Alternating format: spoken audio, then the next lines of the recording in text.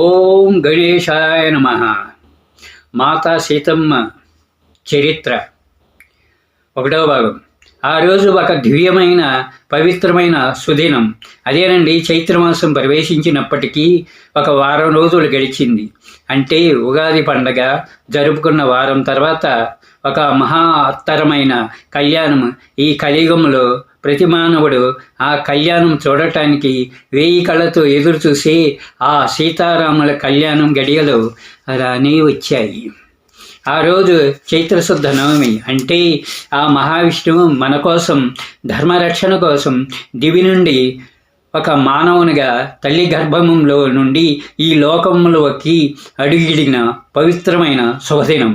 దశరథ మహారాజుకు తన 3 భార్యలైన కౌసల్య, కైకేయి, సుమిత్రులకు ఆ మహావిష్ణువు అంశగా పుట్టిన వారే రామ, భరత, లక్ష్మణ, శత్రుఘ్నులు.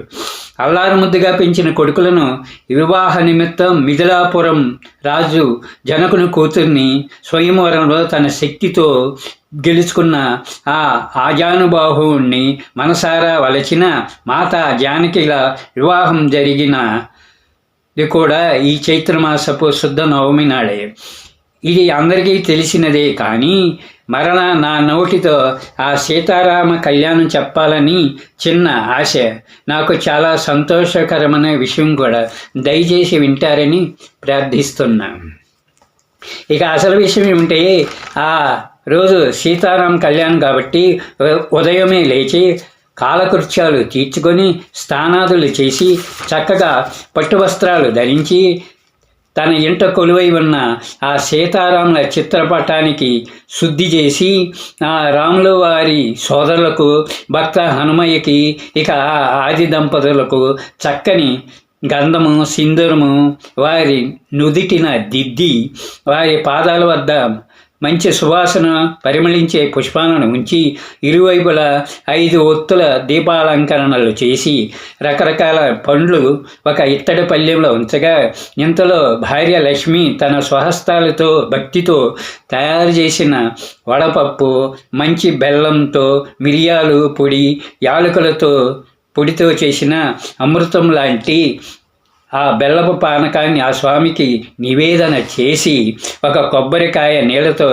ఆయన పాదాలను భక్తితో కడిగి, ఇక అందరూ భక్తితో నమస్కరించి 3 ప్రదక్షిణలు ఆ శ్రీరాముని కుటుంబానికి చుట్టూ తిరుగుతున్నట్లుగా భావించి ప్రదక్షిణ పూర్తి చేసి కర్పూర నీరాజనం చేసి ఇక కొంతసేపు తర్వాత ఇక ఆ స్వామి పాదాల వద్ద ఉన్న ప్రసాదాన్ని కళ్ళకి నమస్కారం చేసుకుని నోట్లో వేసుకోగా ఆ ప్రసాదం స్వయంగా ఆ సీతమ్మ చేతితో ఇచ్చిన అమృతంలాగా భావించి ముక్తులైనారు ఆ వెంకన్న కుటుంబం. ఇక చిన్నగా వారి వీధికి ఎదురుగా ఉన్న సీతారాముల దేవాలయంకు వెళ్ళి ఆ పుణ్య దంపతుల కళ్యాణము కన్నులారా వీక్షించి తమకు తోచిన నగదు ఆ దంపతులకు, అంటే భక్తితో ఉడతాబట్టిగా 116 నగదు సమర్పించి స్వామివారికి తర్వాత ఆ స్వామి ప్రసాదం సేవించి, అంటే వడపప్పు పానకము సేవించి చిన్నగా ఇల్లు చేరారు. కానీ ఇంటికొచ్చిన తర్వాత తన పిల్లలు టీవీ ఆన్ చేశారు. ఇంకేమున్నది, ఆ టీవీలో నుండి రామ కథను వినరండి, ఆ సీతారాముల కథ వినరండి అని ఒక చక్కని గానం వినిపిస్తున్నది. ఇక మీకు తెలిసే ఉంటుంది ఆ చిత్రం పేరేమిటో. భక్తిగా ఆనందంగా చూస్తున్న ఆ కుటుంబ సభ్యులలో చిన్నవాడైన భవానీ శంకర్ సందేహంగా, నాన్న, ఆ సీతారాములు ఆది దంపతులు అన్యోన్య దంపతులు కదా, మరి వారెందుకు ఇన్ని బాధలు పడినారు?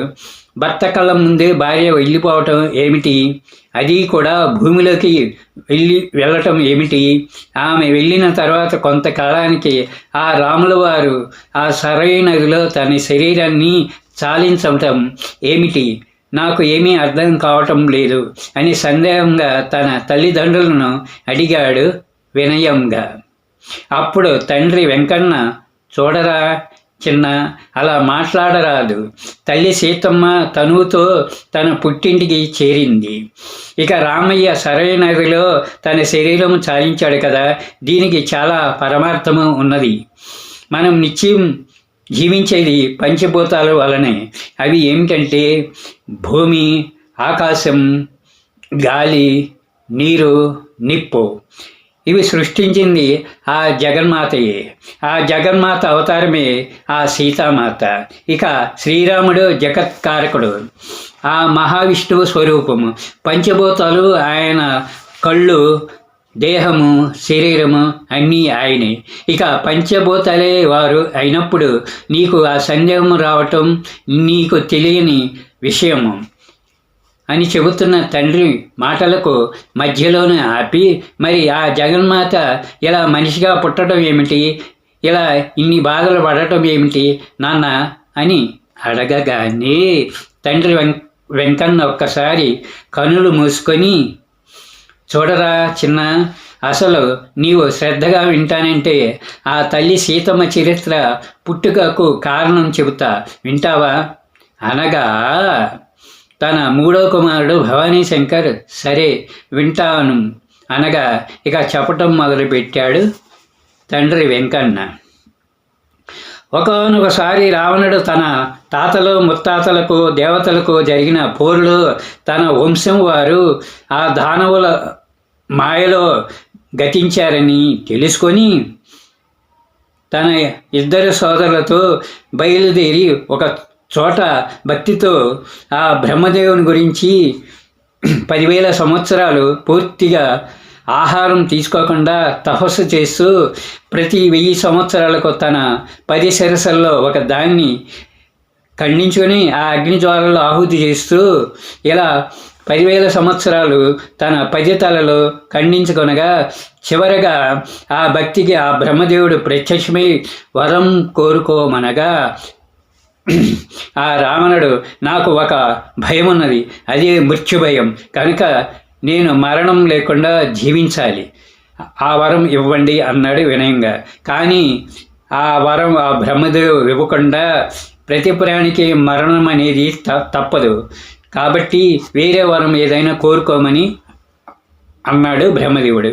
నాకు నాగులు, యక్షులు, దేవతలు, దానవులు, రాక్షసులు చేతిలో మరణం లేకుండా వరం ఇవ్వాలి అన్నాడు.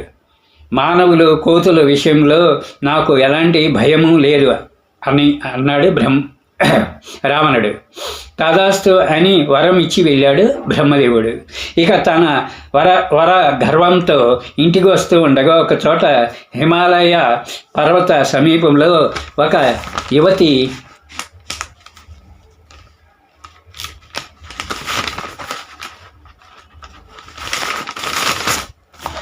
యువతి తపస్సు చేసుకుంటుంటే ఆ రావణుడు ఆ కన్యను తపస్సు భంగం చేసి ఆమె వద్దకు వచ్చి ఆమె కేశాలను పట్టుకొని, ఇంత సౌందర్యవతివి ఈ అరణ్యంలో తపస్సు ఎలా, అసలు నీవెవరు, నా కోరిక తీర్చు అని గర్వంగా నవ్వటం.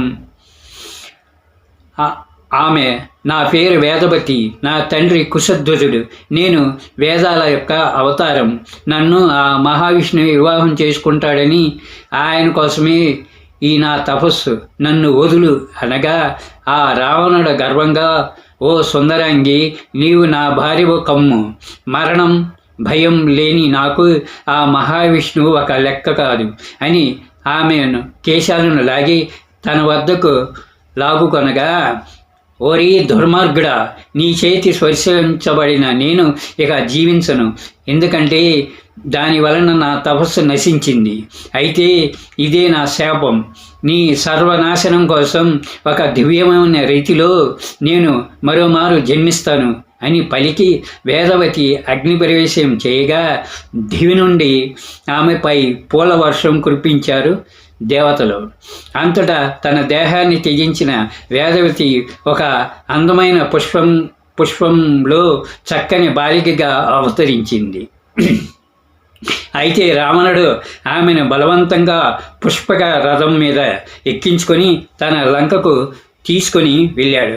లంకకెళ్ళి ఆ రావణుడు తన మంత్రి బంధువులను చూపించగా వారు ఆమె భవిష్యత్తు గురించి ఆలోచించి, ఓ రావణ, ఈమె లంకలో ఉంటే నీకు వినాశనానికి సాధనం కాగలదు అని చెప్పగా రావణుడు ఆమెను సముద్రంలో విసిరివేశాడు. తదుపరి ఆమె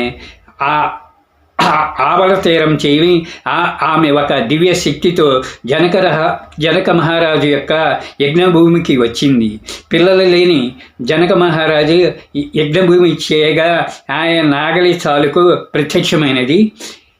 నాగలి చాలుకు తాకింది కాబట్టి ఆ పిల్ల పేరు సీతగా పేరు పెట్టారు జనక మహారాజు తల్లి బంధువులు. ఇక రెండవ భాగం రేపు తెలియజేస్తాను.